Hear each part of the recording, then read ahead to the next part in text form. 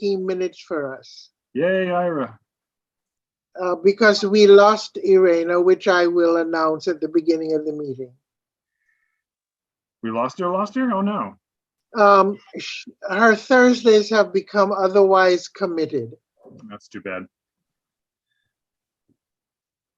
Okay, so we're live streaming and recording. So tell me when you want me to start. Well, you're the co-chair. You tell me when you want to start. Okay, I'm at 6:30. You. Both of your panelists are here. Mr. Danner has joined us. Yes, and Henry is here. Okay. And Mr. Bettencourt is with us. Of course. Mr. Danner is joining us from the main reading room of the New York Public Library, I think. Oh, very impressive, Henry. Okay, we can start. He's giving our Doug Kleiman a run for his money here. Okay. Is Courtney back from taking care of her maternal duty? I'm here. I haven't turned my camera on yet, but I'm here. Okay, that's okay. My camera, I'm in the witness protection program, so you never see me, but be that as it may. I think we can start, particularly since our guests are here. Well, I don't consider either of these gentlemen guests. I think they're a part of what we do. So we can start whenever you say go, Mark. I am ready when you are. We are live streaming. We are recording. I'm ready. Courtney, are you ready? Satisfies my requirement. Okay. I am ready and I'm here. Good. Okay. I want to welcome everybody who's here so far and those who will be joining us, I'm sure, later. Just a couple of semi-business announcements. As I mentioned to Mark, we lost one of our new members, Irena Stennett, who has found other things to do with her Thursday evenings, which I'm sure will not be as exciting as YEL, but that's her choice. We will miss what I'm sure would be her valuable import. And I also want to take the opportunity to, this would have been Irena's minute night, or night for taking minutes, let's be more precise. And Ira, is Ira here? Ooh, I'm here. Oh, okay. Welcome, Ira. I want to thank you for stepping up to taking the minutes. And we will work out. Next month would have been your month, so we'll have to make another arrangement. Thank you so much for stepping up. And I do want to thank our two, I hate to call them visitors or presenters or guests, because I don't consider either of them any of those things. They are old, well, I will withdraw the word old.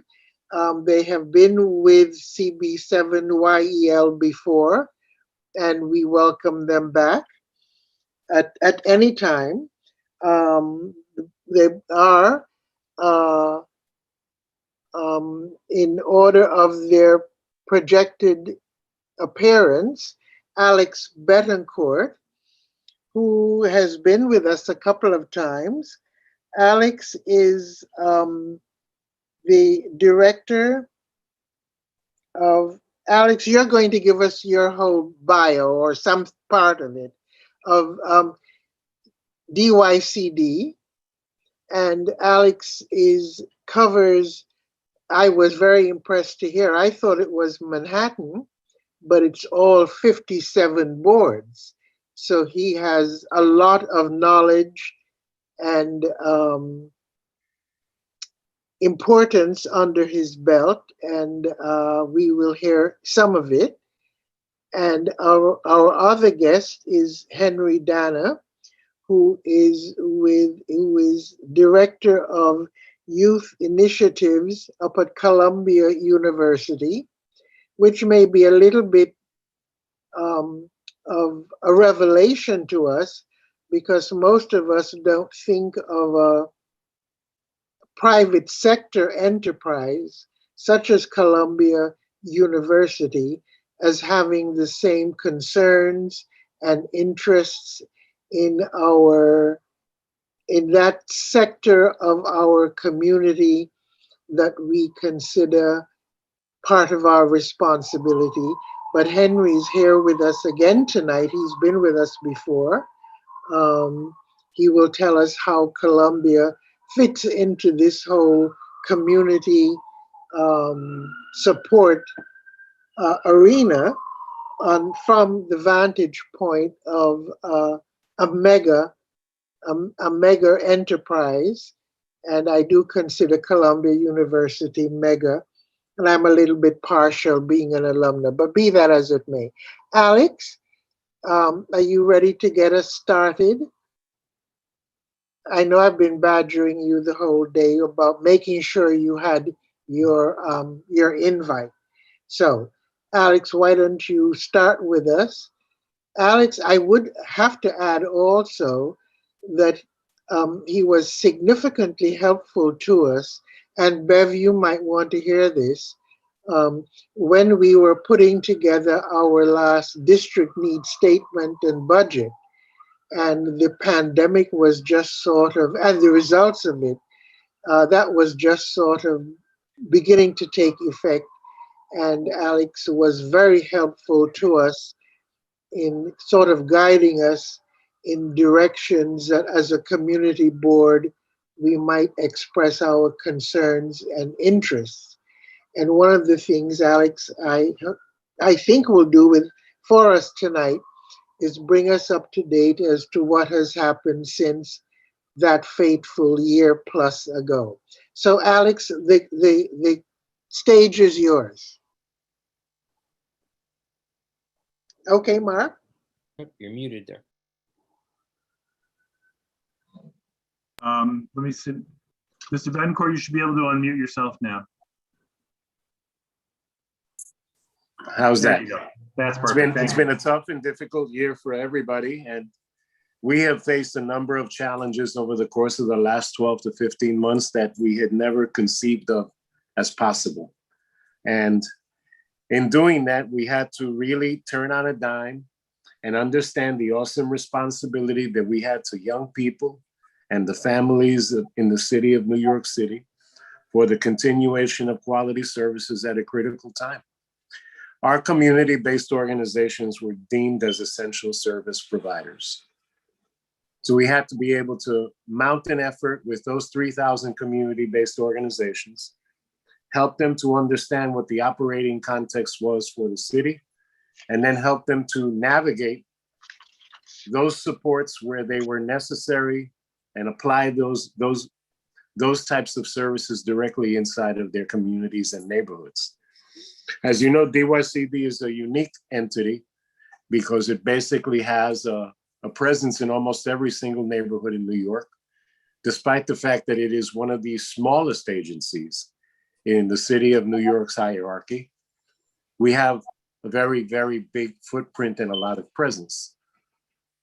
We were also hit with a crippled economy and a budget that shrunk significantly.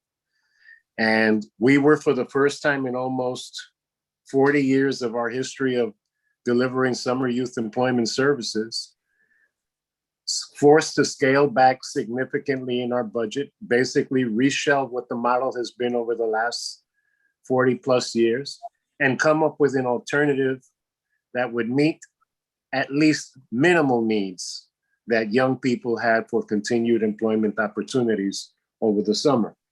We received a lot of support from the advocate organizations, a lot of support from community-based agencies, a lot of support from community boards in the effort.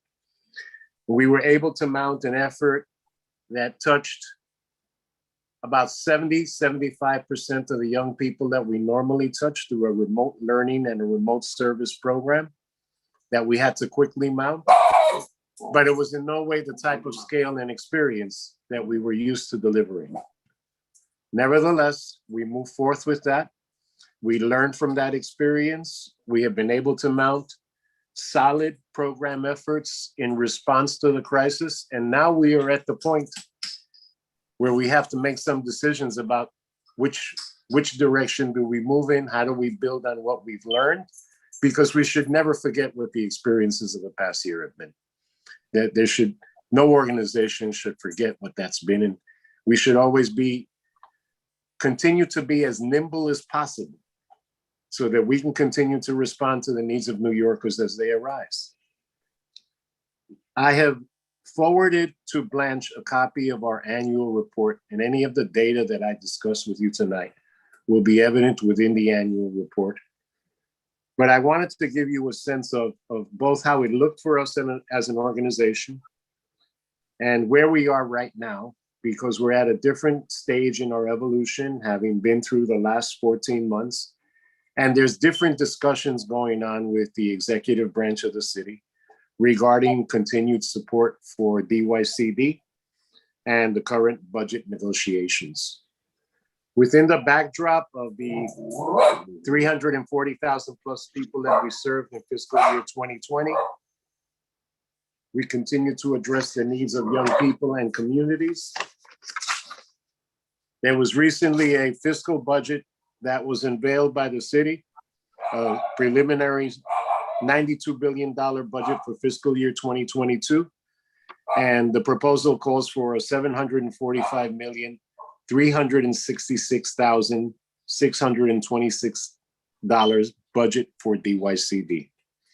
That includes $132 million for restoration of the 70,000 summer youth employment slots that had been cut from the previous year.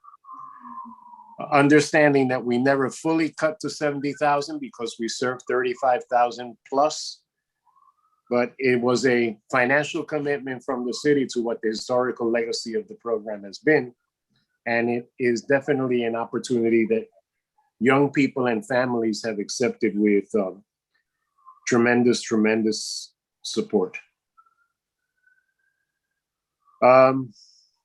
We intend to restore the program to the current levels that we had been at prior to this, which was 70,000 slots. We're hopeful that we can continue to negotiate through this budget process and come out of it with an executive budget allocation that will allow the agency both to recapture the strength that it had. That is largely going to be contingent on the budget negotiation process, the drop in tax revenues that are being negotiated, and the fiscal relief package that is coming from the federal government as a way of making us whole on all of these issues. Nevertheless, we are continuing to move forth. As you recently heard, you might have seen it in the press yesterday or the day before. There is an initiative out there that is a three-part initiative between the DOE, the DYCD, and the mayor's office that would call for a partnership called Summer Rising. Summer Rising would essentially take the strength of SYEP and that network, merge it with the network of summer youth programs that we always managed within the summer camp opportunity area, and then opening the schools to do that type of programming the entire summer with all of the young people that we serve. The intention is to help young people recapture the academic lags that occurred over the course of the last year and a half, when we've known that remote access hasn't been, equally accessible to all of our young people, and that young people are experiencing serious issues related to academic progress and social and emotional, the social and emotional, positives that come with having interactions with peers, in safe environments. So that right now is being negotiated and being discussed. We expect that it's going to be part of the executive budget, but none of this is finalized as of yet from a point of, this is how it's going to operate and this is how it's going to work. The provider community is anxiously awaiting that, as we all are. But we have the kinds of commitments that we feel are going to be, strong pillars to continue to move forward with regarding, the activities of DYCD for the coming program year. As it relates to your community board, I think that it's important that we take a look at what was so that we can understand what could be. CD7 up until the fiscal year 2021, had a funding base of about $3,729,000, $3,729,000, roughly 730. And that was really concentrated in several critical program areas, primarily campus after school and campus middle school and elementary school programming. As you know, the campus model is the model that supports after school programming for a significant number, 33,000 in excess in New York City over the course of the last fiscal year. You have 10 programs in your district, and those 10 programs take up about 75 to 80% of the total allocation that your district receives. That total allocation of $3,469,402. Pardon me, that's the elementary school, and your overall allocation, I mistook that, is $4,548,610. The elementary school programs are valued, the 10 programs are valued at $3,469,000 of that base. And your middle school programs are valued at $1,260,000 of that base, which gives you close to a total of about 80 to 85% of your overall fiscal base is heavily invested in after-school programming. The balance of monies are invested in other areas related to quality youth service. Your Beacon program that is run by Goddard Riverside, literacy programs that are run by some of the providers in the neighborhoods. Those are the three primary program areas that are funded with the total base of $4,548,610. What we have to do now is figure out the local application of those dollars within the potentially new configurations of program models that are going to be put forth and required by the city and required by the DOE. The DOE has always been a very, very engaged partner with us because most of our activity, as you know, takes place inside of schools on a daily basis. The other programming that we do takes place in freestanding facilities that are neighborhood-based, such as Goddard, Hudson Guild, and other providers in the neighborhood that provide a range of services that don't have to be administered inside of a school, but can benefit from, you know, the building of relationships with neighborhood-based institutions. Any questions up until now? I actually do have a question. Can you just, I remember seeing something about, just very quickly yesterday, I think it was about Summer Rising. Right. Are they going to have social workers present? Are they going to have, I thought I saw something about a commitment to students with higher needs, IEP, something like that? The IEP issue relates to students who have been identified as special education needs. Mm-hmm. Mm-hmm. Those are students that haven't always fallen into the rubric of service criteria, right, with community-based partnerships.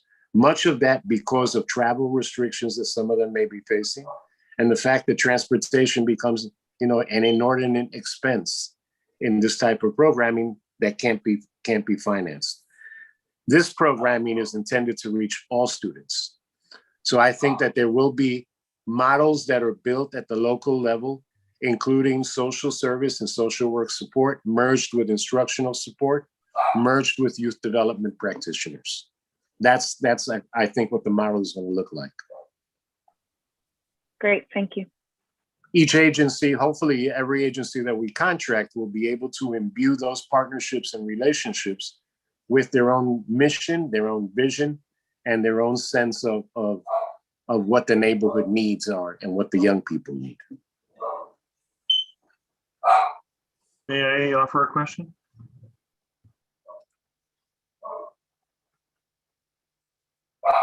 Courtney and Blanche, may I ask a question? Oh, Sure, yeah, please. I just did.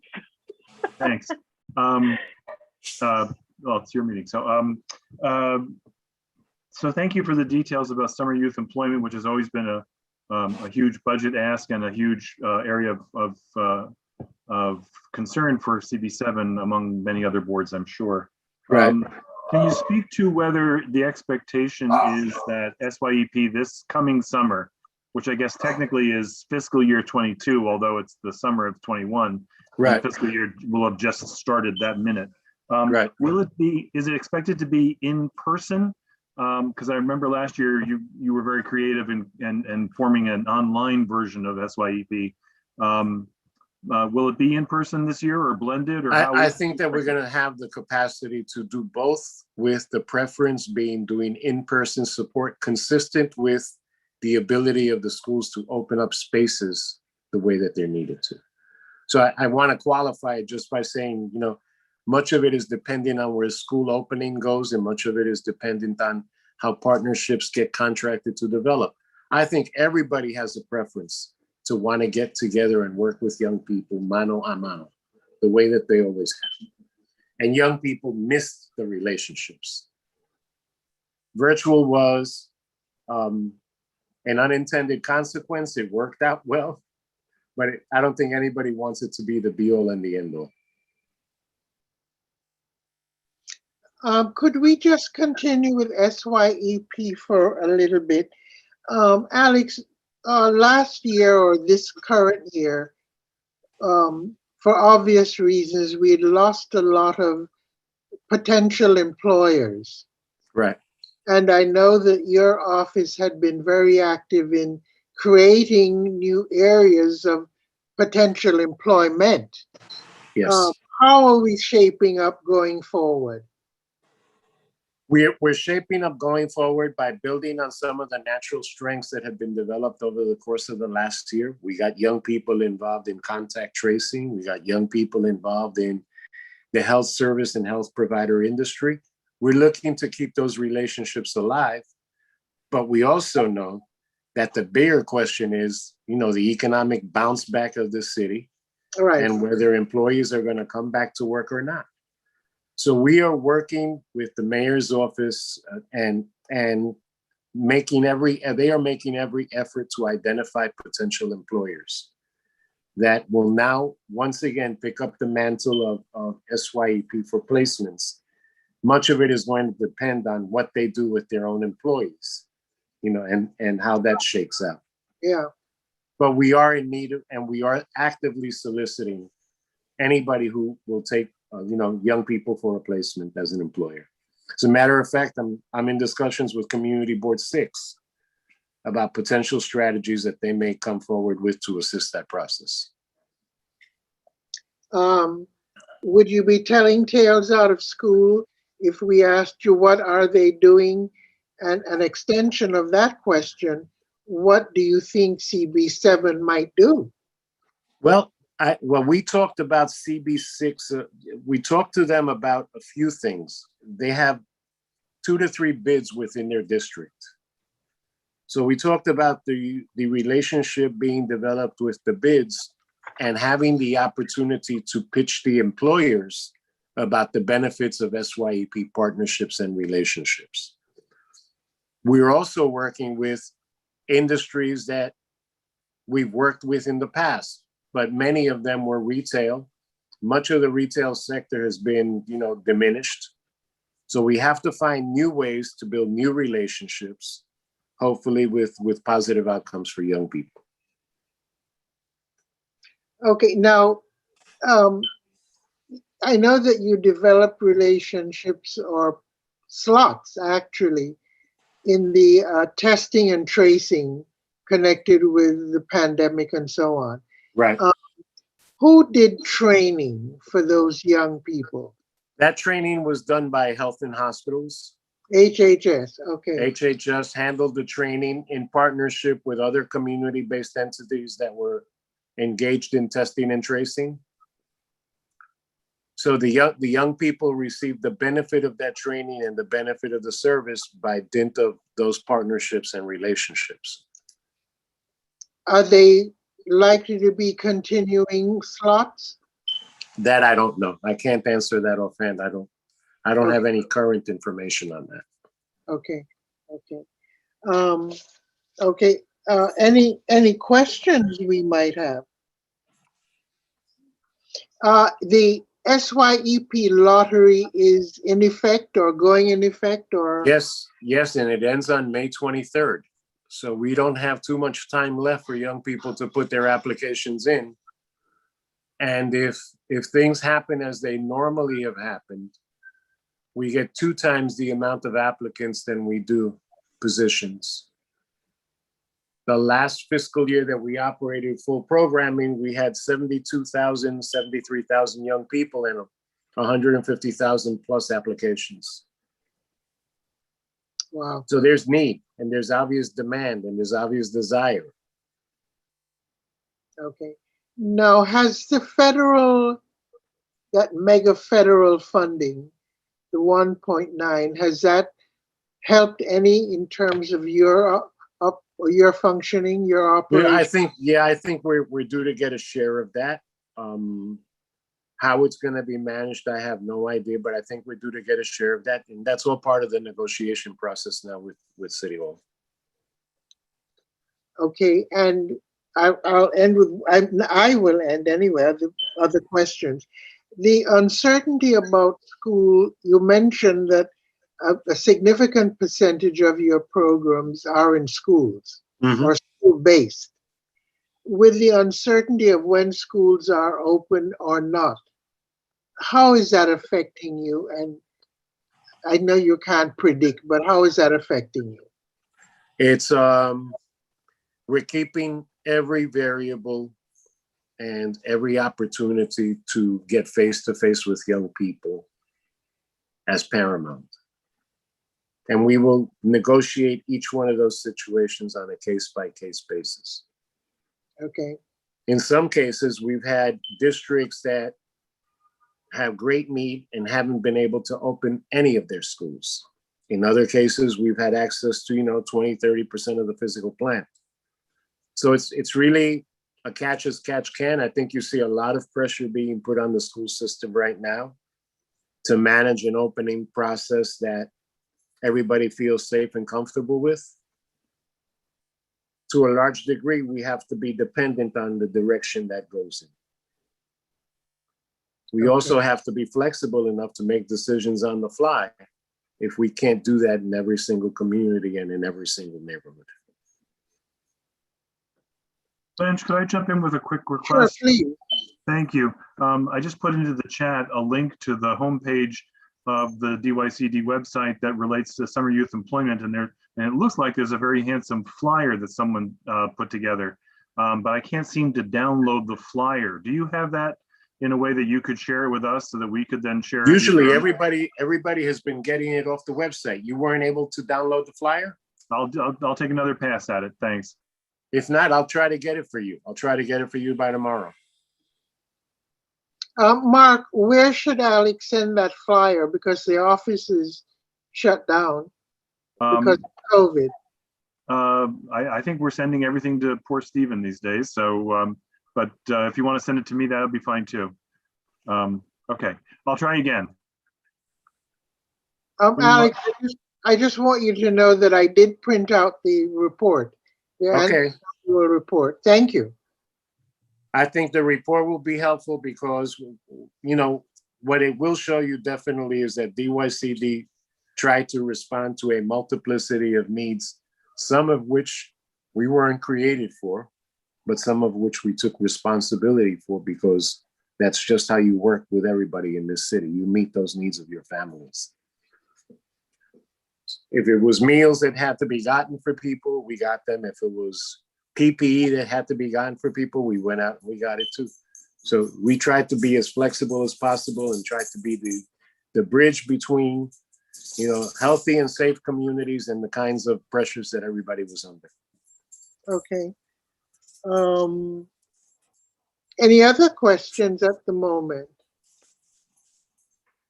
Blanche, do you want to go to Mr. Danner and then we'll have Q&A for both? Yes, please.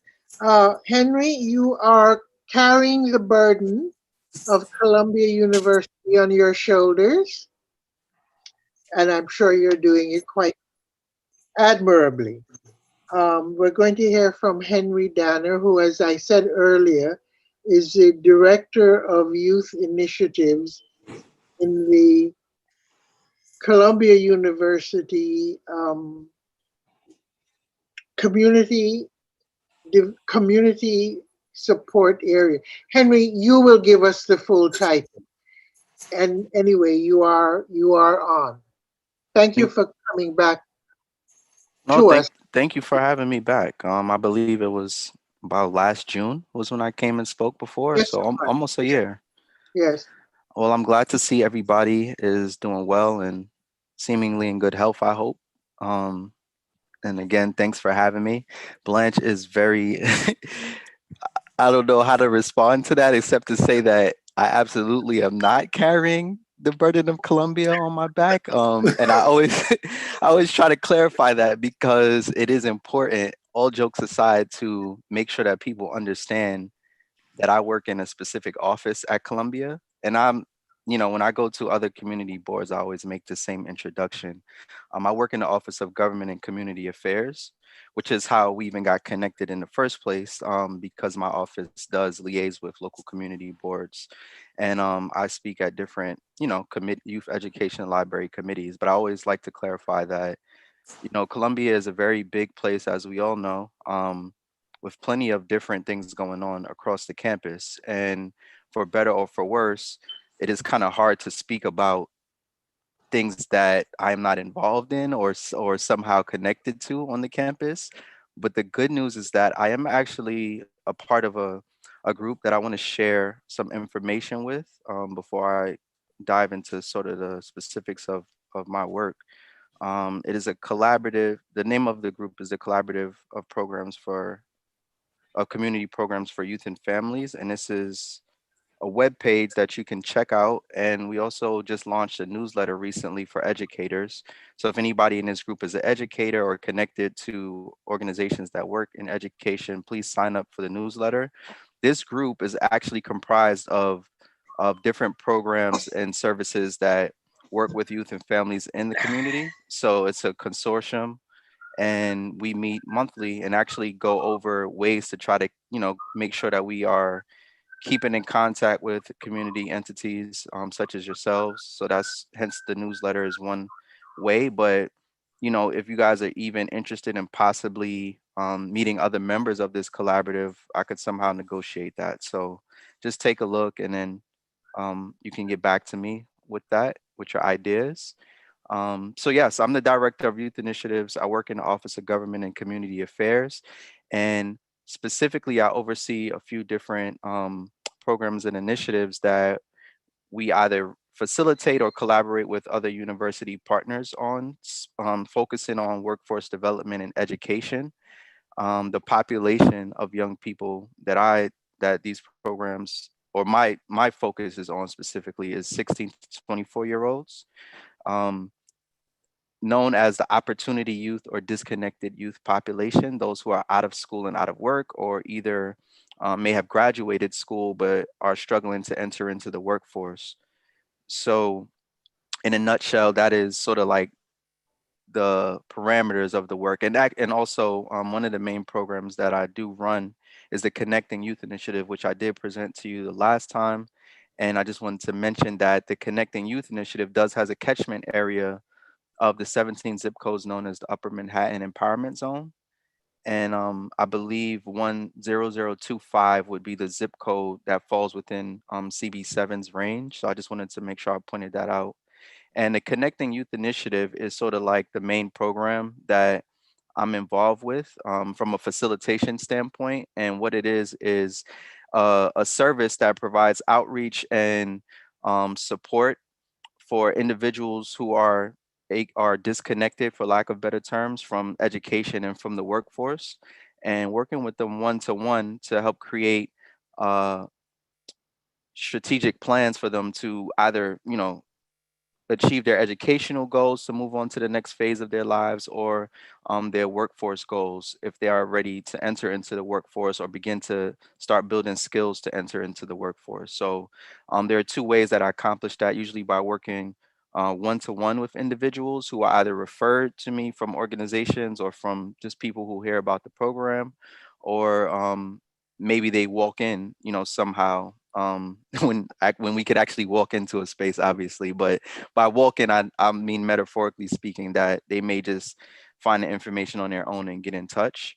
And we work one to one to really help mitigate. I work with them one to one to help mitigate any barriers to their employment and educational attainment. Um, Another service pathway under that program is workshops, and that is something that I'm going to spend a lot of time talking about, specifically with regards to how the pandemic affected the programming, because the workshops really became a very important connection point, because it was a chance to collaborate with groups um, that were doing virtual summer programming over the summer.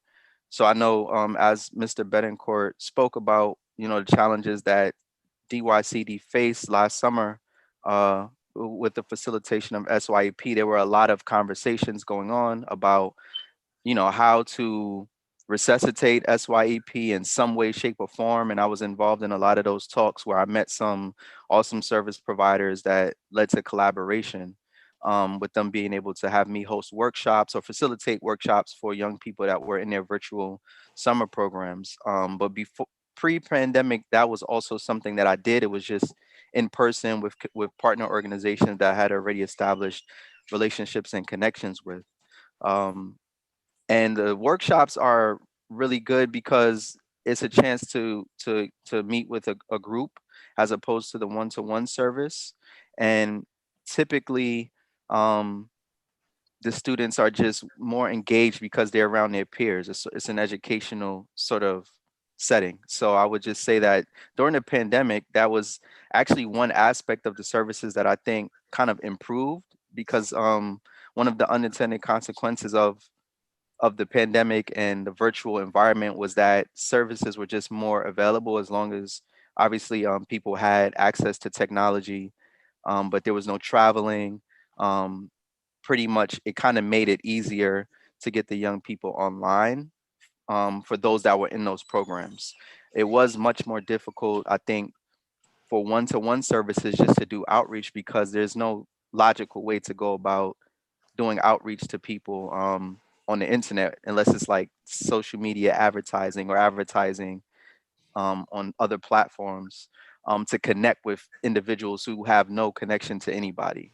So I think that was a challenge that was really hard to work with, in terms of just continuing to build a caseload of individuals who needed one-to-one support, unless they were referred by partners that I had. So I know we're going to get to a point in this discussion where I can think of some ways that CB7 could be helpful, but that's definitely one of them, and I'll give a little bit more detail on that. So the pandemic, I have been in the virtual space operating as far as all of the services that I just mentioned. Additionally, there are two other programs, more workforce based. One is a entrepreneurship training for community members. That's a partnership with the business school called Entrepreneurial Design Thinking. And another is a partnership with the Columbia School of Social Work, called User Research Lab Fellowship, which trains justice involved young people on uh, basic coding skills and what is known as user defined research or domain experience research. Um, so I can send along more details about those. The only caveat is that both of those are not running cohorts in the summer. They did spring cohorts, and the summertime will be used to revamp programming and recruit for the fall semesters. But I can definitely send along the information just so that you have a full grasp of what they are and how you could possibly refer community members to both of those programs. The Connecting Youth Initiative is running throughout the summer. It is a year-round program, because it mostly is comprised of me providing the services. And this summer, I'm really hoping to possibly have a repeat of last summer with the partnerships of summer youth employment service providers. So I would definitely love to continue this conversation offline, Mr. Bettencourt, with how I could, a Absolutely. strategic way to go about that. Because I'm not a summer youth employment provider. my office or none of the entities that I'm associated with at the university, but I'm always open to collaboration if, if we can go about doing it in a way that makes sense for everybody involved, and serves the youth. Um, so I know that one of the things that Blanche had asked me to clarify or kind of speak about a little bit was um, funding. And again, I just say that I'm not at the level in the university where I know about the expenditures going on in Columbia University, but because we are a private entity, my program is not publicly funded at all. So my office is funded through our central budget. So I wouldn't say that the funding for my program was necessarily impacted, but the plans that we had began developing on expanding um, were impacted by the pandemic, on just expanding our reach and expanding in the sense that we may end up needing to add more staff to scale the program up. So those are all plans that kind of had to be put on pause due to funding. So I'm not sure if that, Blanche, is what you really wanted to know, but I will gladly take questions that, and if I can't answer them, hopefully point people in the right direction um, about that. But I just wanted to make, for us to be aware of, mm, we're always thinking of the concerns in our community being funded by, if not the responsibility of public funds. But I mhm. wanted to be sure that we also knew that there are private entities, such as Columbia, who are equally concerned and equally supportive. That was my only point. Oh yes, yes. Definitely. As many of you may know about Columbia's campus expansion, and there was a community benefits agreement put in place over a decade ago that has a lot of information in it about amenities and funds that were provided to the community. The program that I mentioned, the Connecting Youth Initiative, is actually one of the programs that stems from that agreement. Um, and there are a host of other things going on as well that I would be happy to share that document if anyone is interested or is not familiar with it and would want to take a look at it, because it does somehow connect just to that point that Blanche made. Um, I do want to revisit just ways that I would love to continue the conversation in collaboration with CB7.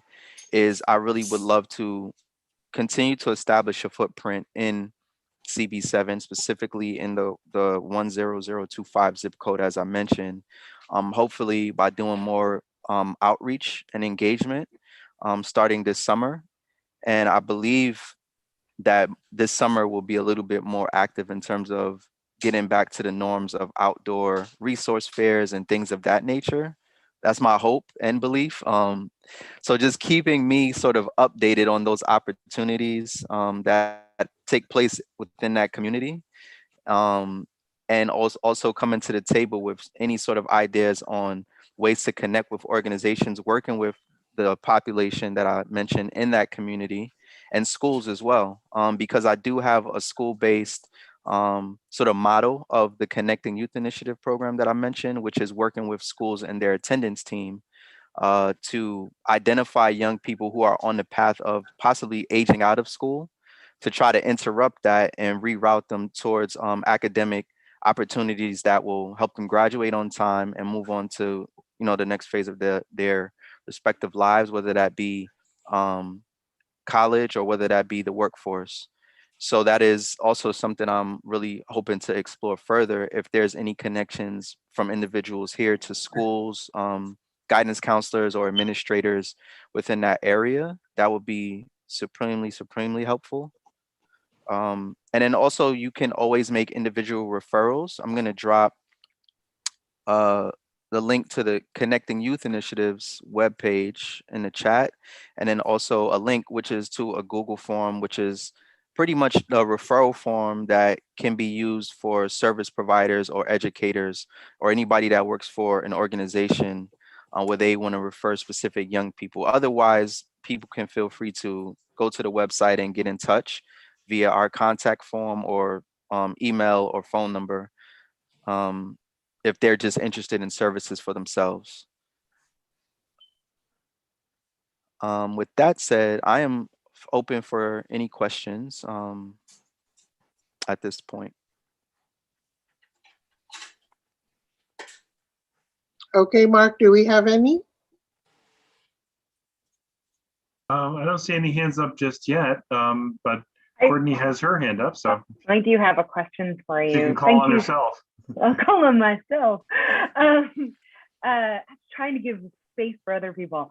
Thank you for being here. Really appreciate it. I'm really interested in the fact that you said one of the silver linings, I'm always interested in silver linings, was that it became a little easier to for that workshop opportunity of getting the kids together. And it was a little harder on one-on-one. Are there some ways that you're thinking about continuing to use that learning to continue to reach out and hopefully be able to interact with kids going forward, even as we hopefully get back to a little closer to normal?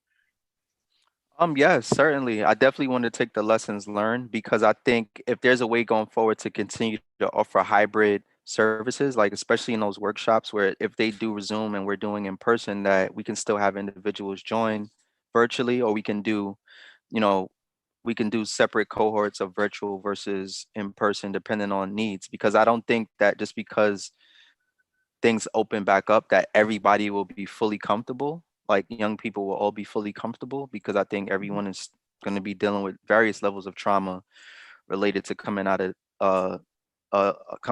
quarantining and the virtual environment. So I'm open to that.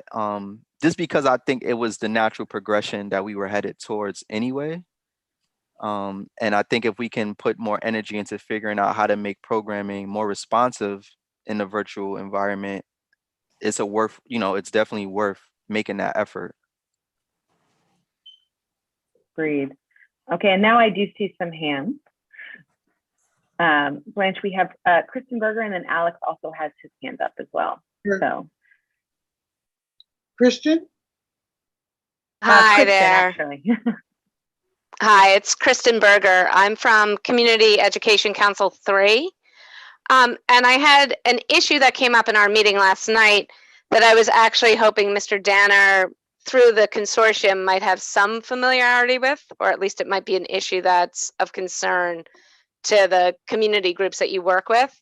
And it's that we found that in public schools right now, the DOE has significantly increased permit costs. So that means after school programs that are not DYCD have to pay extraordinarily high prices compared to what they're paying 3 months ago to use school buildings in the after hours times. So I was thinking that maybe some of the other community groups you work with might do some work in the buildings and might be familiar with that. I would have to get back to you to give a definite yes or no. I know they do work in the buildings. I'm not sure if it's after school, but I can certainly find out. And are you looking for support or in terms of advocacy on behalf of these groups? Yeah, I think it might be a common issue that a lot of groups are going to come up against. So I was thinking we could work together to sort of push back to see if we can get reasonably priced permits. I mean, our concern is that the permit costs have gone up so much that a lot of the after school programs could even have to shut because they're not able to afford it. Mm-hmm. Okay. So if we could coordinate in some way, and if there are other groups that are concerned about it, I think we could advocate together, and that would be a terrific way forward. Kirsten, right. can I ask you, who is leveling the charges, these fees? We're still actually kind of digging into that, but basically the permitting is done through DOE Central. So so they're the ones who've increased the cost. And we found out yesterday they've gone up significantly. Like some schools, it looks like their annual bill that was down in the maybe couple of thousands could go up to 30,000 a year. So it's a significant increase. Certainly these providers were not prepared for it. So we're trying to hunt down where this cost came from and what we can do to address it. And who is it going to? There was a time when these, particularly after school hours, Mhm. activities went on. A lot of the fees that were charged went to the maintenance staff for keeping the buildings available. Yeah, no, I mean, in a sense, part of what the permitting pays for is for security and maintenance to be in the building, but it's all funneled through Central, right? So I don't think that the maintenance staff is suddenly getting paid a lot more. I think that it's just the permit fee has gone up. Central is still paying out security and maintenance at the same rate. I mean, it may have varied some, but it's not direct to them. Yeah. Okay. Alex, you had your hand, your Yeah, Okay. I just wanted to comment on what she was discussing, because a very well-kept secret is the fact that DYCD funded programs in Cornerstone, in Beacons, and in all of our after-school programs have the capacity to subcontract with other providers and provide them space on their permit. That's very interesting. I didn't know that. Thank you. Where it doesn't become a cost to every single provider who hasn't been able to gain access to the schools. Specifically, it's a model that we put in place with Beacons, where we picked up opening fees for every single partnership in order to get the Beacons implemented in the city. And from there, we were able to adapt it to Cornerstone with NYCHA, and we've been able to adapt it to the network of after-school programs that we currently run. So someone like Henry from Columbia can also approach any one of our providers and seek the potential opportunity to get a funded relationship with any one of those organizations that he can deliver a service to or on behalf of, to the same young people that are being served. Thank you. That's And it's a super helpful. allowed cost within the DYCD contracts. That's good to know. It could even lead to more partnerships. That's right. Absolutely. Yeah, I'm with Kristen on that. That's very helpful. Thank you. There was one other issue that I wanted to just kind of flag for you.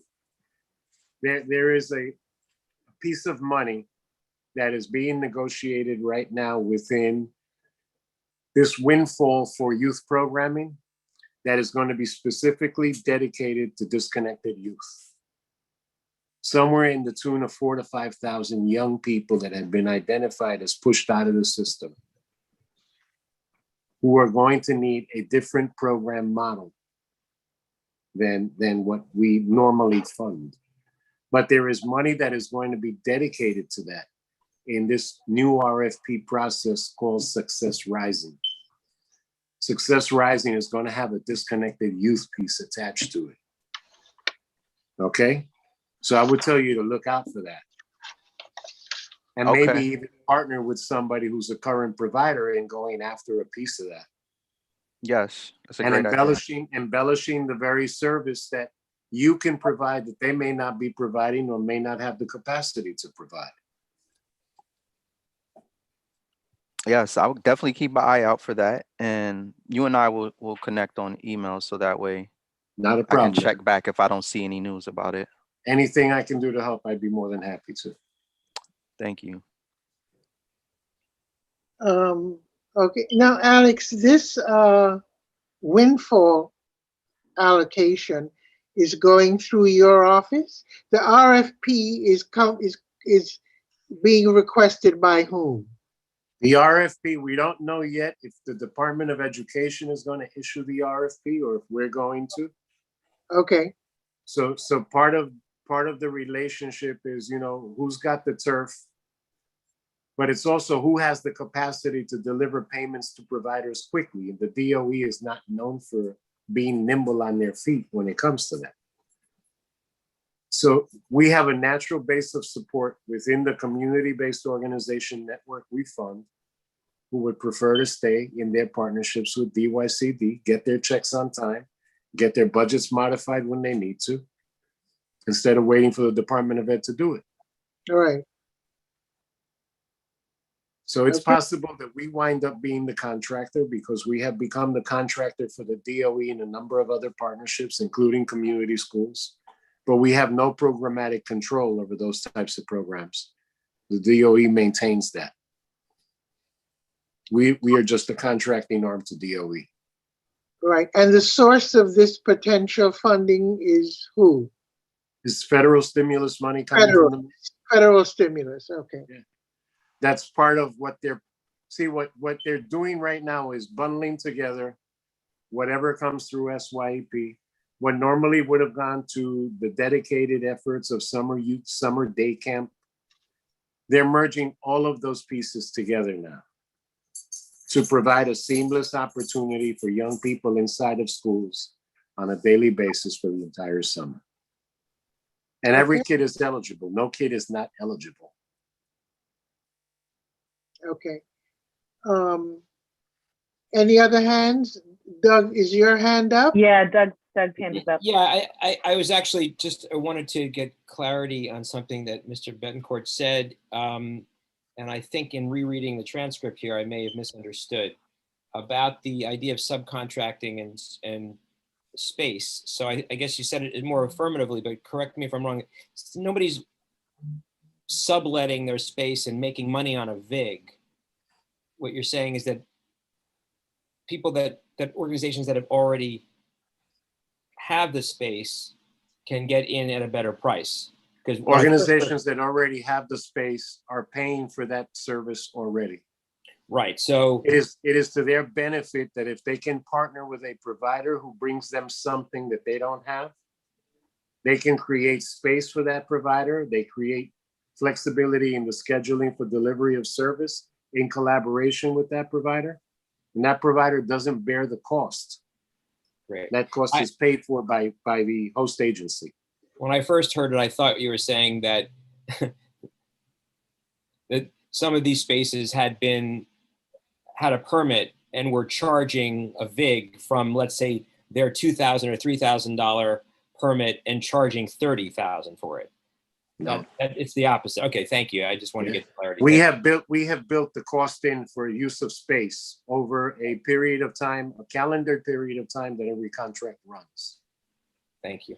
And within that allocation, we allow the provider to say yes or no, I want a partner, but they can partner.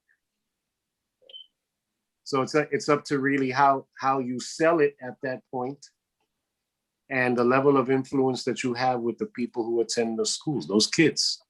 If you're serving the same kids and you're bringing a different service to the table, that has great value. Thank you for clarifying. Natasha?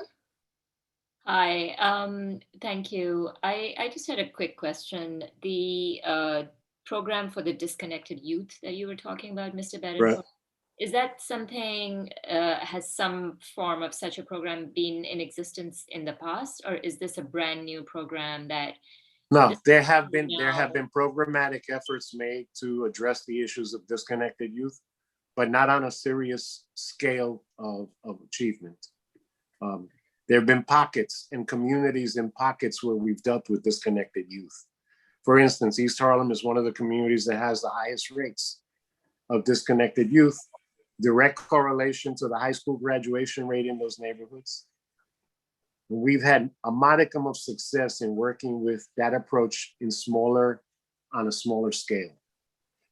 Now we're really looking to bring it up and build it up and formalizing relationships potentially with CUNY. That's great. Good to hear. Alex, give us a quickie definition of disconnected youth. Disconnected youth are young people that have not been able to successfully negotiate the job market after experiencing a lack of academic success with any of the formal learning institutions. Kids who have been pushed out, kids who have dropped out for a variety of reasons, either a host of social issues or lack of interest or a lack of engagement by a school, to a group of young people. When you become what is called overage for grade, it is a very difficult dynamic for a young person to negotiate inside of the system. And we have almost 35% of our high school population right now is overage for grade. Sorry, what was that percentage? 34 to 35% easily is 35%. overage for grade. These are young people that essentially are aging out of the school system, Right. just like they're aging out of you know, foster care, and like they're aging out of some of the other, you know, systems that have that are custodial in nature. Oh, that's a serious problem. Look, when you're 18 and you don't have the high school credits to get out of your sophomore year, and it doesn't look like it's going to happen anytime soon, and you've got the pressure of going out to work and making a living and supporting your family, those are not easy choices, you know, for young people to make. And sometimes they make the wrong choices. If I could just add something onto that point, is that in my work with a school in West Harlem, we identified 10th grade as a grade to work with. When I mentioned the school-based approach, because the earlier that you can notice that these students are off track and they are on course to end up overage and undercredited, the better that when we can make that intervention. So that's why I just want to again just stress the possibilities, if there's connections to high schools in Absolutely. CB7, that I can somehow strike up a relationship with to see if I can employ some of that same approach there, because I've done a lot of that's work the way with to the mitigate. schools across the Yeah. city, and a lot of work within that CD. I can tell you right now that MLK and Brandeis are two schools. Mhm. Park East is another school that are suffering this dynamic at least for the last 10 to 15 years, where they're hemorrhaging between 9th and 10th grade. The most critical point of whether a young person drops out is having a successful 9th grade and entering into a 10th. If they don't successfully get through 9, they're out the door. So you've got to find a way to hold them. Okay, I see Mark with his hand up, and then Beverly.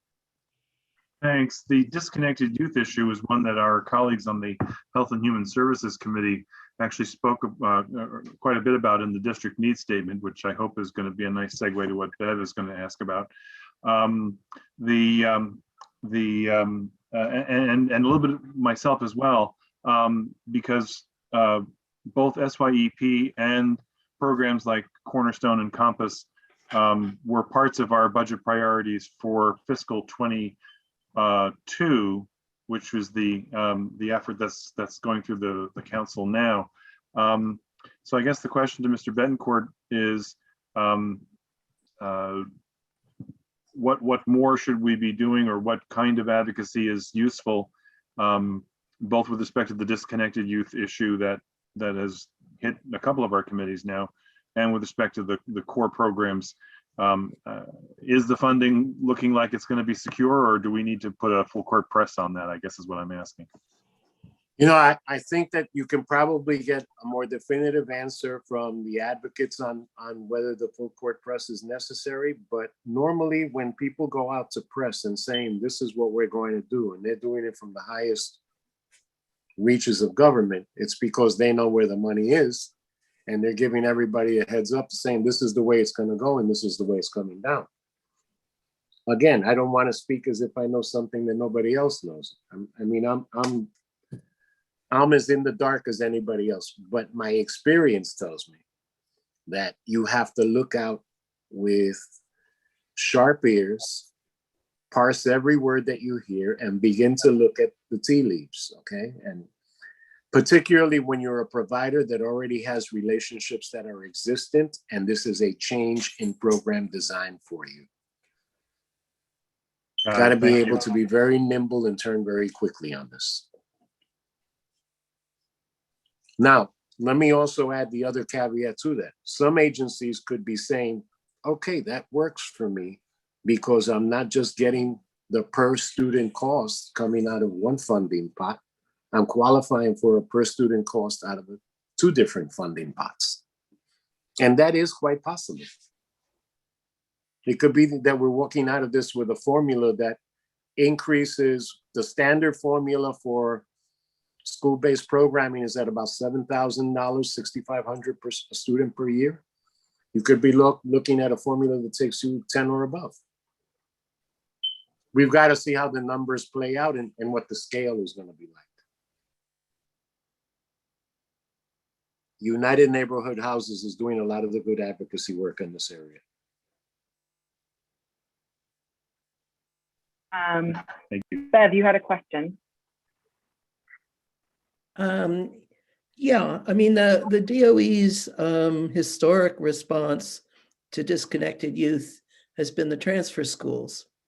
Yeah. And in addition to that, CUNY has had a number of programs that have been very successful in trying to bring students back who are not yet graduates of high school. And those programs have been cited nationally as well. Are either of these sort of historic, none of them have operated at a scale that's anywhere close to the size of the issue and the numbers of disconnected youth in the city. But are these avenues being considered as part of this initiative? I believe so. Is it somehow separate? And I believe CUNY is being considered as a serious partner in this. And is there some effort from the DOE to expand the transfer school population? That I don't know. That, you know, given the transition in leadership that they have, and Sure. I couldn't even venture a guess on what DOE is thinking. Thank you. I'm being totally honest with you. It's a hard system to read, and I worked with them for a long, long time. So,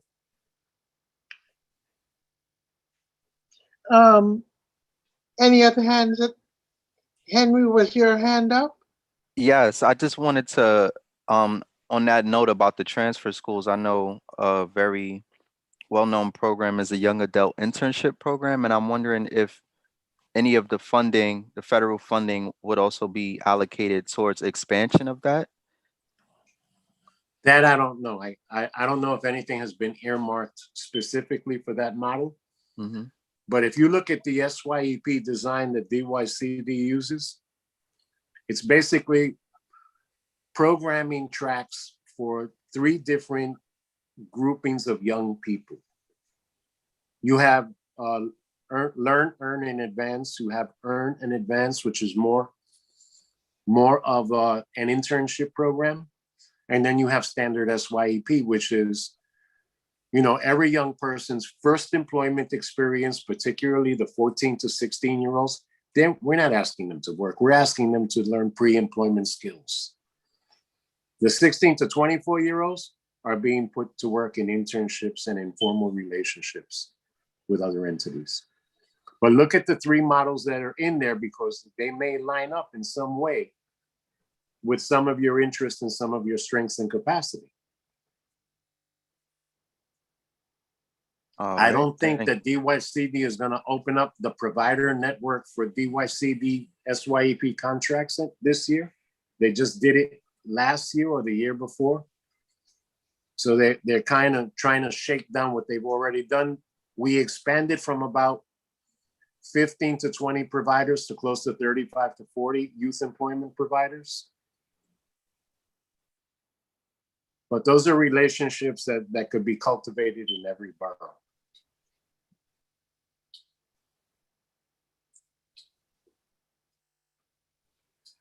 Henry, could you tell us a bit about something I thought was extremely interesting when you mentioned it last time? The program you have with Columbia Presbyterian Hospital. Yes, sure. That was a program that existed at the Youth Opportunities Hub in Washington Heights, known as the Uptown Hub. And that was pretty much an example of what I was saying when being a part of those organizing efforts around SYEP led to collaboration. They had Learn, Try, Apply, a virtual summer internship, which they trained young people called youth captains to facilitate workshops for other youth members of the organization that were in the summer program. So it was like two different levels of young people in the program. And I was pretty much, I can, for the language that Mr. Bettencourt used, you could say that they kind of subcontracted with me to provide a leadership workshop series with the group of youth captains. So those are the young people that pretty much in the ages of 18 to 21 that were providing training to the younger members in the summer program. And we did a workshop series for 8 weeks over the summer. It was a wonderful experience. Young people were pretty highly engaged. Obviously, this is their summer employment, so they're also being paid to be there. But I couldn't tell that that was a motivation for them. I could tell that they were really interested in learning and improving their soft skills. And to this day, they actually are still keeping in touch with me for references for college applications and jobs and things of that nature. So they were mostly a group of highly motivated young adults that were in that section of the program. But the Uptown Youth Hub is one of the youth opportunity hubs across Manhattan. I think there are three, I believe, that are funded from the Manhattan DA's office. And I believe many of those grants are actually coming to the end of their cycle Yes, they are. this year. Mhm. Yep. But they are still in existence, and they are actually, I just actually got through doing another cohort with them. They actually did a fall learn, try, apply, and I believe they may be doing a smaller version over the summer. So that is the nature of the collaboration there, but that's the type of collaboration that is possible for me with any DYCD providers, any summer youth employment sites or anything like that, as long as we're able to, organize it and put together a plan. Now, the eight, Blanche, we have one question from oh, sure, go ahead, in the please. chat. He wanted to know whether connecting with union apprenticeship programs would be considered. Is that question directed towards me or Mr. Bettencourt? I suspect. Who had the question there? That came from Paul Fisher. Oh, okay. Either or both of our guests. Sure. What was the question? Would connecting with union apprenticeship programs be considered?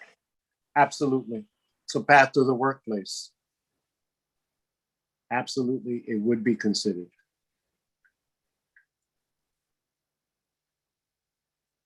Yeah, Okay. on my behalf, I would just need to know a little bit more about what would the connection be to move them into employment after their apprenticeship, or are you just, I'm not sure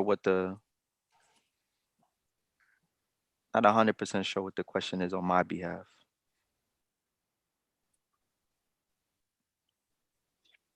Paul, can Paul give us any more details, if he has any, about these union apprenticeships? It's something I know he has spoken about in the past. Okay. And while we wait on that, it looks like Alex has his hand up as well. Yeah, I wanted additional details just on the types of apprenticeship opportunities, because I know that there's a definite interest in looking at alternative pathways for young people to success. No, not every young person is going to want to go to school. Not every young person feels ready or mature enough to take on a college experience right now.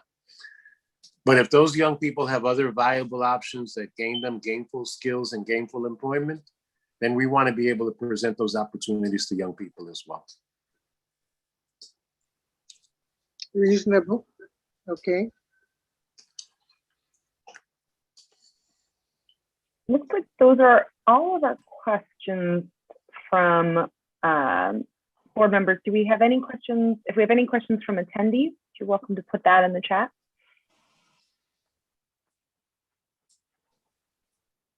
Okay. Paul put in the chat that he's working on this. He's having a computer issue, so we may have to get back to you with more details on that. But Okay. While the tech details get worked out. Alex, you've been very helpful with input when we did our more than 1 year, our district need statements and our budgeting. If you were in our position, our meaning CB7, and we were advocating thing or things specific, what would you ask for? I would be talking to the organizations that are currently funded in your district before presuming to do anything, because they may have issues related to their own capacity or to their own fundraising efforts. So I think that you want to be put in a position where if you're going to advocate, you're going to advocate with a good degree of success. And you're going to need the support from those organizations that provide validity to that request. Okay, reasonable.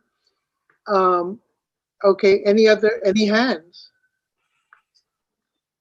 All right, Bev, you wanted to launch into our district needs and budgeting. Yes, and Mark, who is also a member of the Budget Committee, should please join in and help discuss this matter. We wanted to bring to all the committees this information that really grew out of 2 meetings of the Budget Committee in March and then again in April.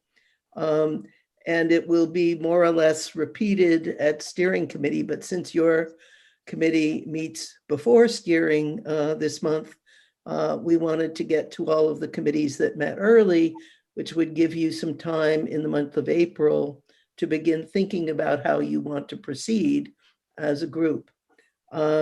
First of all, the process that we're discussing is for the city fiscal 23 budget, which begins in July 22. So a good deal ahead, but given the time frames we have to work, it makes sense to get started now because it is due in October to be finalized and input into the city system. And it takes many months to really do this well. And so we really wanted to get started and avoid the kind of crunch that has been experienced in some years where things are not as well thought through, perhaps, or decisions on the consolidated requests across the entire community board get made very much at the last minute as they were last year.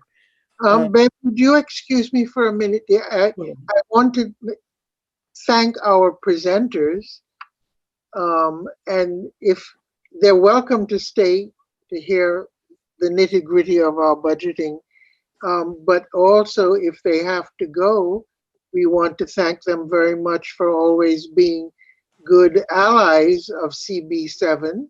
Thank you both, Alex and Henry. Thank you as well. You. Thank Thank you. you. It was a for having me. pleasure.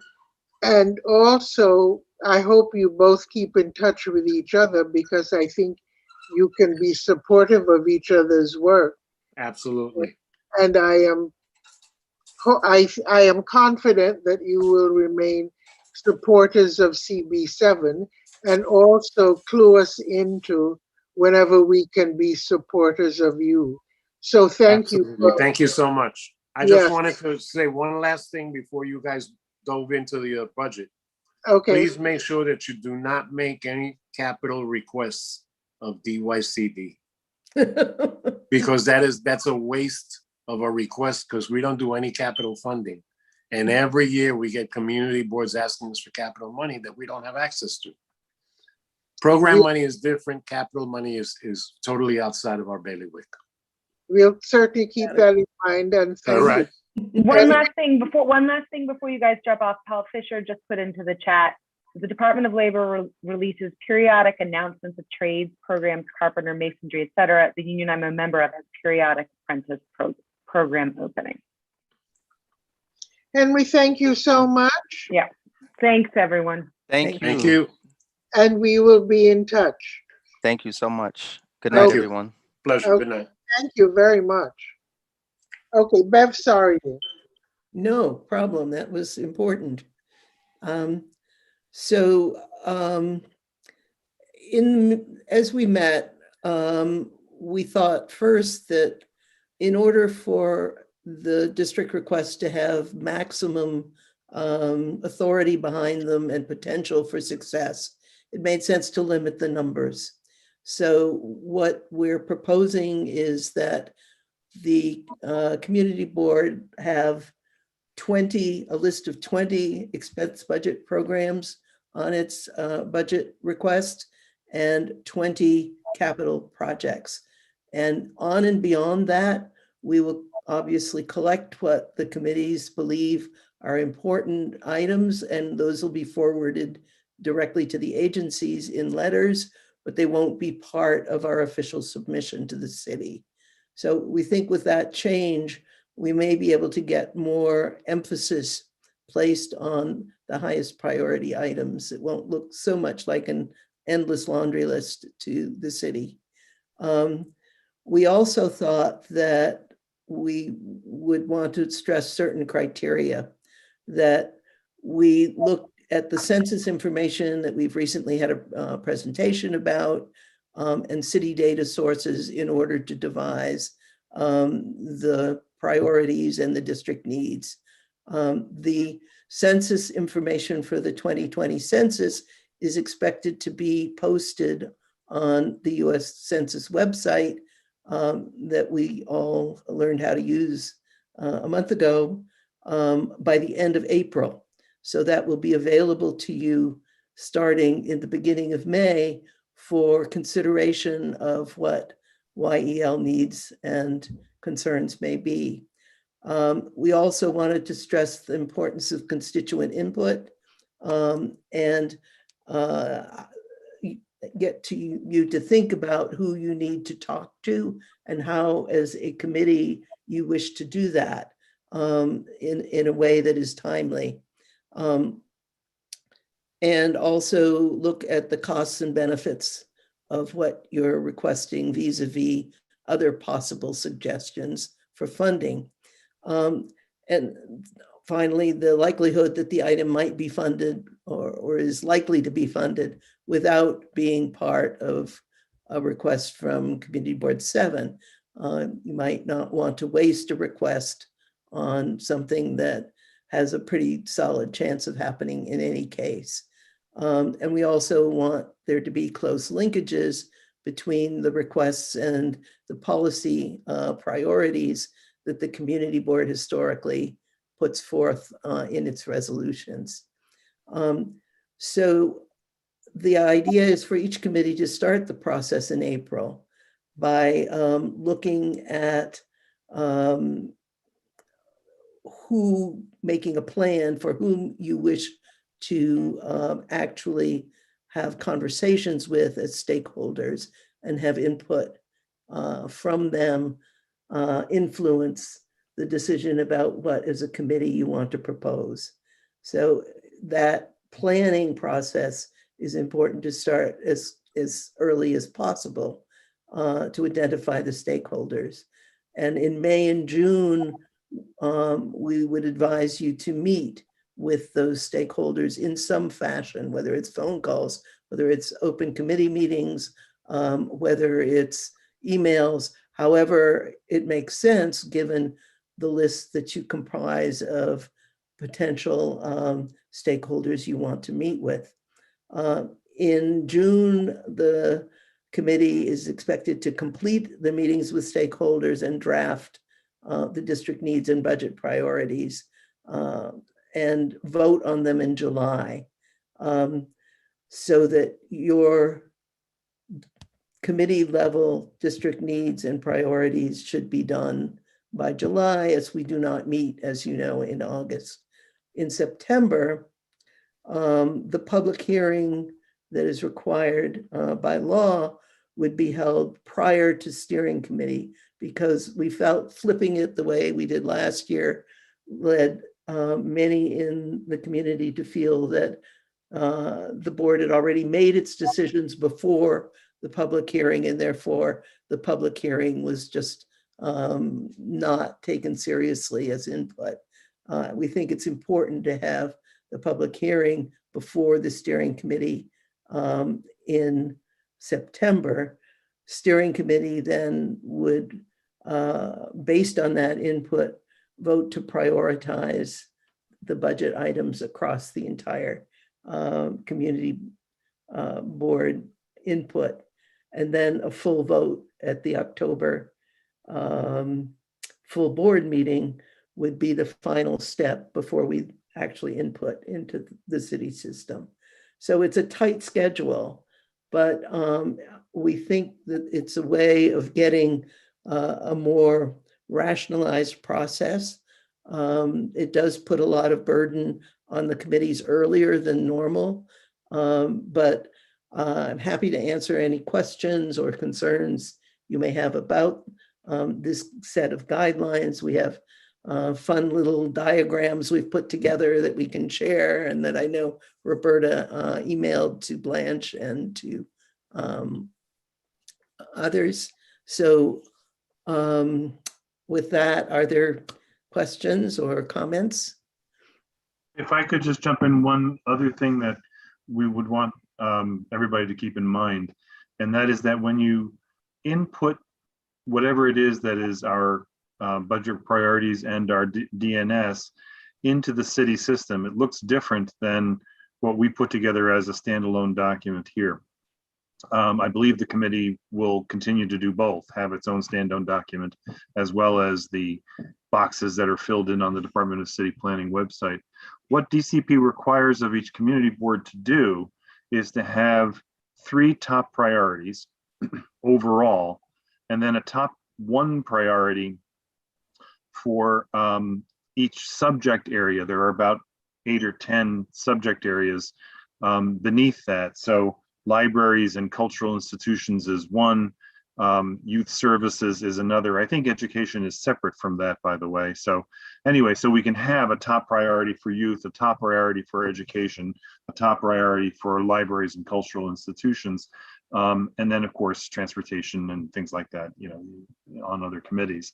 So and typically in the past, the way that we've figured that out is that whoever is inputting that information into the system takes the highest rated priority from the overall budget priorities and uses that.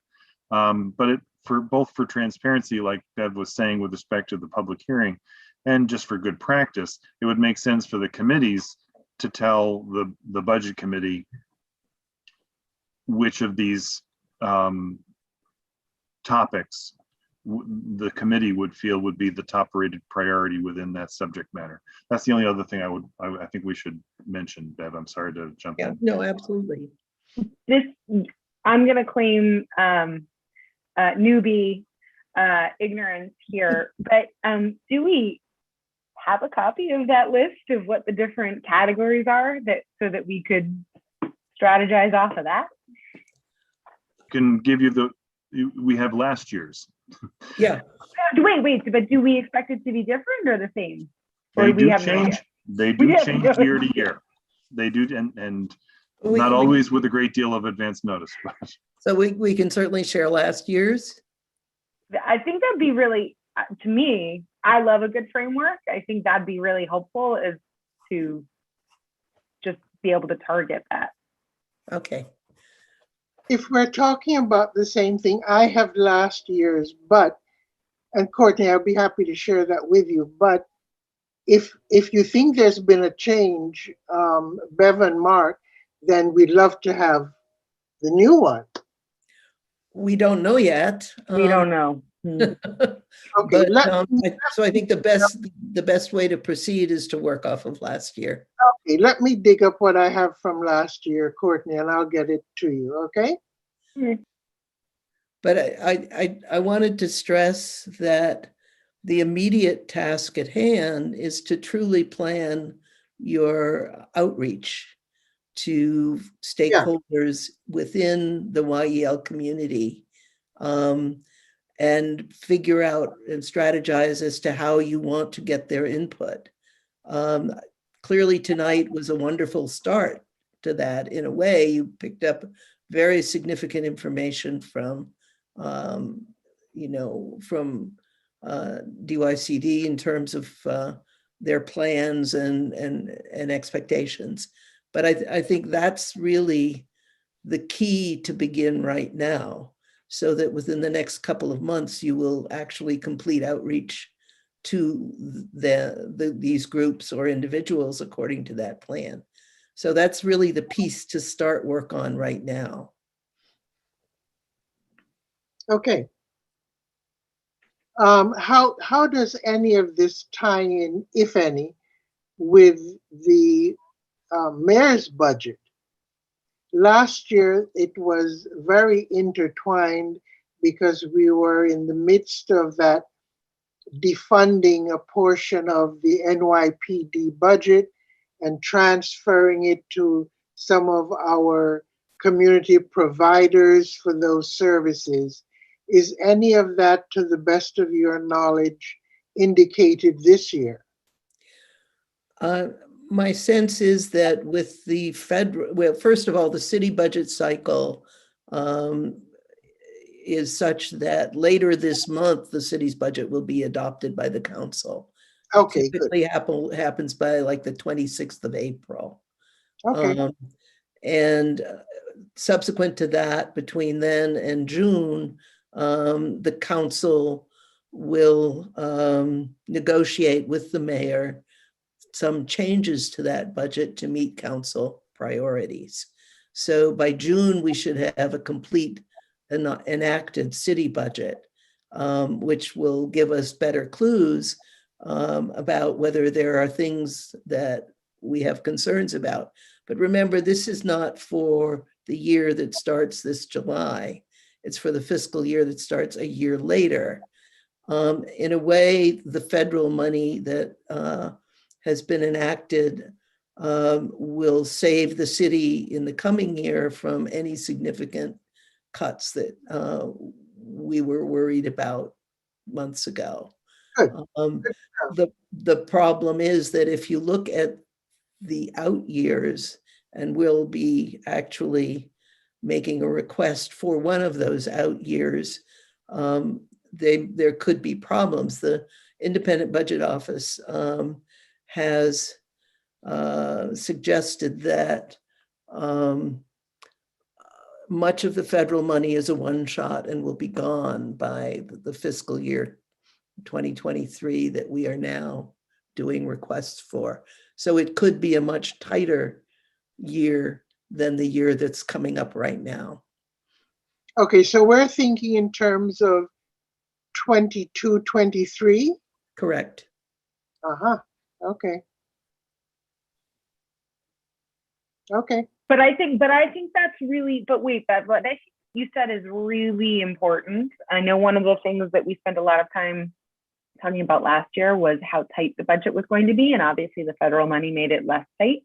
But what I hear you saying is when we think about what we're advocating for, to really put a lens over it of there may very well be very little money in 2023 because we won't have the federal funds backstopping us. So there really needs to be a lens or a perspective on this of like, this is really, really limited to what we think is the highest priority and likely perhaps to need our advocacy because there may not be very much money. Exactly right.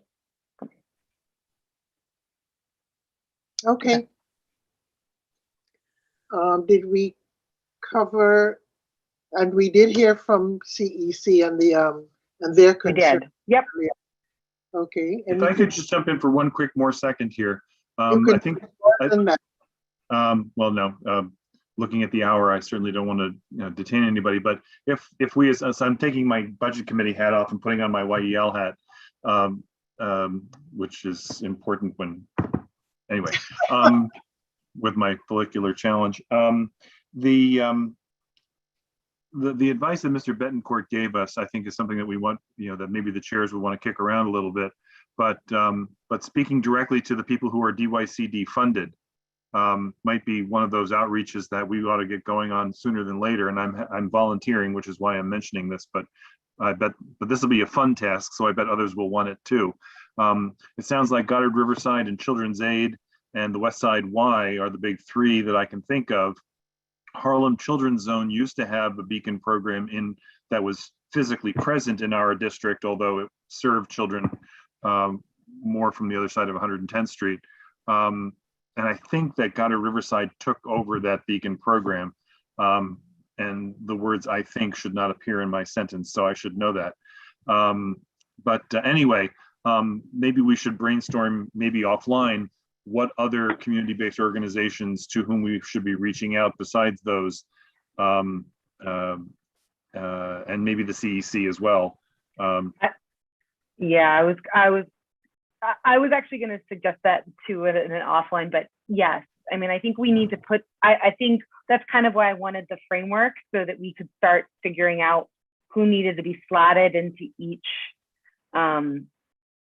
category for that discussion, and just kind of branch out and then see if anybody on the committee wanted to volunteer for certain ones, and then we could circle back. But I kind of felt like maybe the framework would be helpful, so that we could start brainstorming, do we have everybody covered?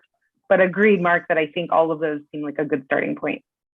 Okay, so I sent to the chairs by email, and I also put into the chat the DCP version of our DNS. Our website has the standalone, much prettier document that we also put together. To Doug's point, both of them are crazy long, and we may be the only one of the 59 community boards that actually has footnotes in our DNS. Nerd cred all around. I can't take credit for that, by the way. Most of that goes to Catherine DeLazaro, who is meticulous, I mean, puts me to shame in terms of sourcing. Anyway, there it is. Just one last quick point. In thinking about the CEC, we may also want to just survey some of the schools in the district as to what nonprofits they rely on, and are particularly interested in contracting with going forward, because a lot of them are within the schools. Oh, yeah. That's a great point. Okay, in terms of last year, well, we'll do it offline, but I remember we did the library, we did Children's Aid, and we did Goddard Riverside, and I think we can expand on that. And Mark, if you're volunteering your time for some of them, I would be happy to step back, and although I enjoy talking. Anyway, offline, okay? Thank you. Anything else? Again, Ira, I want to thank you for stepping up to take notes this night. And we will just move up our minute-taking list by a month, because Ira has stepped up a month, and we will get that squared away. Thank you very much. I just wanted to say thank you for giving me the same meeting that I did the minutes for last year. So all I'm going to do is change some of the names. Only kidding. Okay. One thing big difference this year, which I didn't want to bring up with our presenters, was that the looming crisis of funding that was there last year is not as oppressively disastrous, right, as it was last year. Right. I mean, agreed, but that's where I think Bev's point about the DNS is really important, because agreed, Ira, like that point of what we were feeling a year ago versus today, that might be back upon us. And it's exactly what we were feeling last month with the recapture program. And just as my one comment, because I haven't said anything else in this meeting, these kind of like bringing us to the precipice and saving us the last minute is a huge waste of energy and goodwill. Most importantly, goodwill.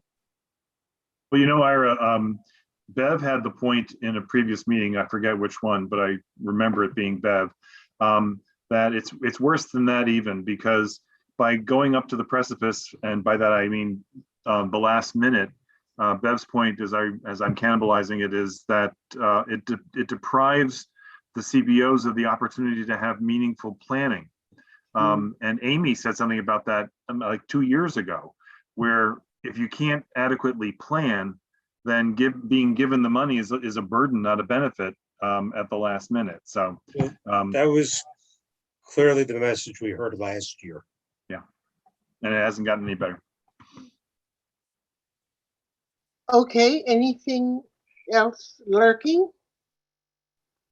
Thank you all very, very much. Great meeting. Thank you for organizing. Okay, fine. I was going to say my pleasure with some limitations, but we will we will be in touch. Thank you all very, very much for turning Thanks, out. everyone. And Bev, we will try and keep to those. You will keep us on that schedule. Thank you very much. And thank you all for joining us and being with us tonight. I thought it was entertaining and fun.